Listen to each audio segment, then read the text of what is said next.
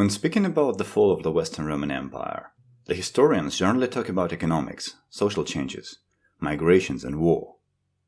But in the discussion of historical statistics and grand century-long processes, it is easy to forget about how the Romans were actual people, some of whom were capable of doing really stupid stuff.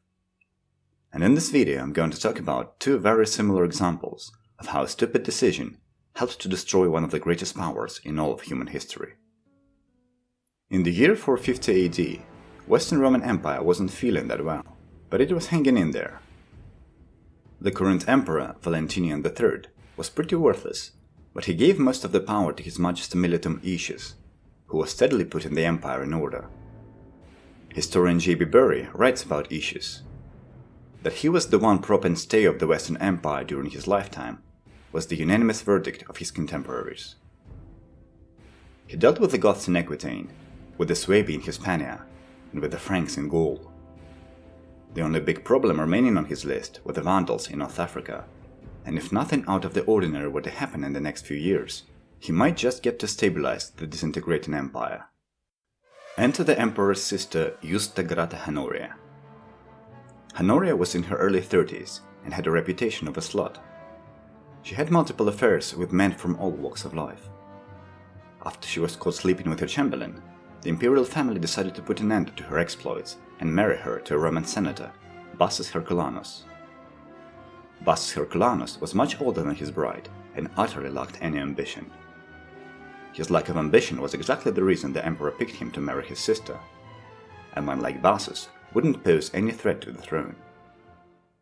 Honoria was of course absolutely displeased, so she decided to look for someone who would deliver her from the unthinkable prospect of a boring marriage.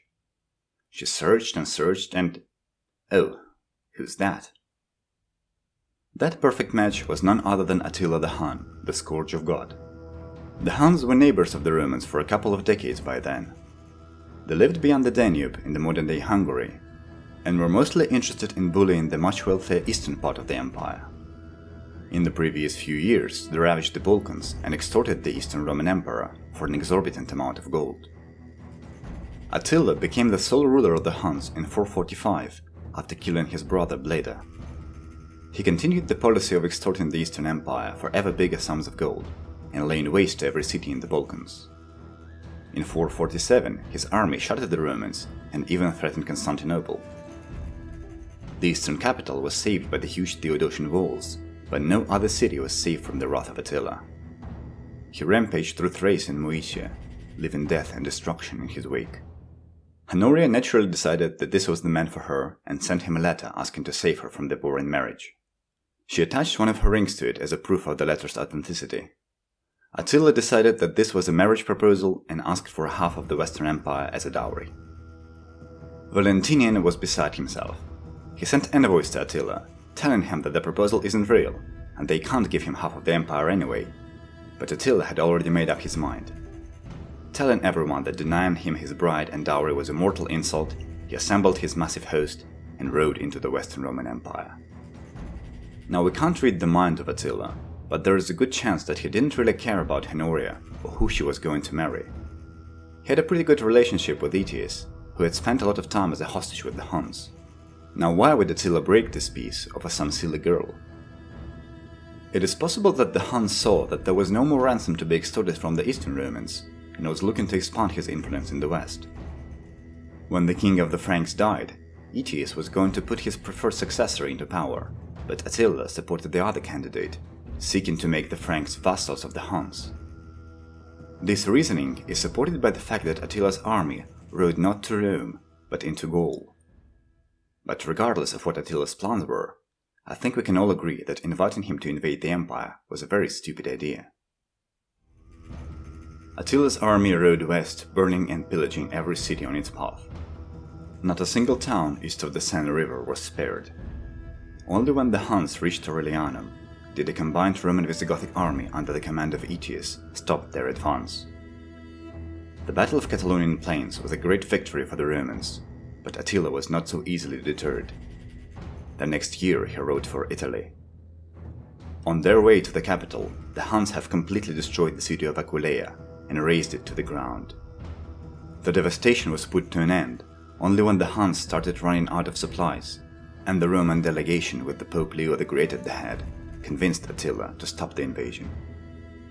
Back in his homeland beyond the Danube a few months later, Attila married some Gothic woman and died on his wedding night. Guess Honoria didn't have to wait too long for the gods to punish Attila for breaking his betrothal. What exactly happened to Honoria, we don't know. She is absent from historical records beyond that point. One would think that the imperial princess inviting the barbarian army to save her from the prospect of marriage was not an oft-repeated event, but we shouldn't underestimate the power of a bad example. 2 years later, both Aetius and Valentinian III were dead, murdered because of intrigues and manipulations of a senator called Petronius Maximus. After getting rid of Valentinian, Petronius distributed a few bribes and had the Senate proclaim him emperor. To gain the legitimacy, he himself married the Valentinian's widow, Licinia Eudoxia, and arranged for his son to marry the emperor's daughter, Eudokia. But there were two major flaws in his plan.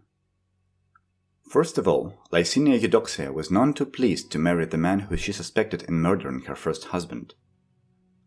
And secondly, the girl Eudokia was already promised to marry the son of the Vandal king.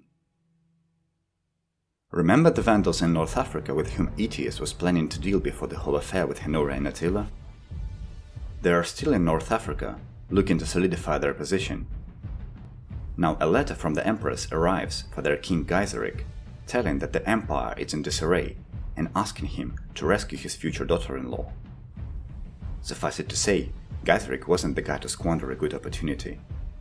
When Petronius learned that the Vandal fleet was sailing for Rome, it was already too late. There was no army nearby to repel this invasion. Even the people of Rome were not going to defend the usurper. Petronius gave everyone permission to leave the city and tried to flee himself, but was murdered by an angry mob. His mutilated body was thrown into the Tiber. Petronius Maximus was an emperor for a total of 75 days. When Gaiseric and the Vandals reached the city, they found it half deserted. The gates weren't even locked. The Vandals plundered the city for 2 weeks. Everything that could have been carried off was taken back to the Vandal capital of Carthage, along with the imperial widow and her 2 daughters. Licinia and her younger daughter were later ransomed by the Eastern Roman Emperor, but Eudokia remained in Africa and married Gaiseric's son Huneric when she came of age. Their marriage produced a son Hilderic, who became an heir to the Vandal kingdom and later ruled it for 7 years. Now, obviously these letters to barbarian warlords weren't the main reasons of the Western Empire's collapse, but they did invite more trouble when the empire had enough trouble as is. When we talk about the grand scheme of history, we tend to forget that it's composed of a myriad of small decisions made by people like us. And stories like these two remind us how our decisions can lead to a cascade of events that change the state of the world around us. I hope you liked this video. If you did, please leave a like. Thanks a lot for watching to the end, and I'll see you in the next one.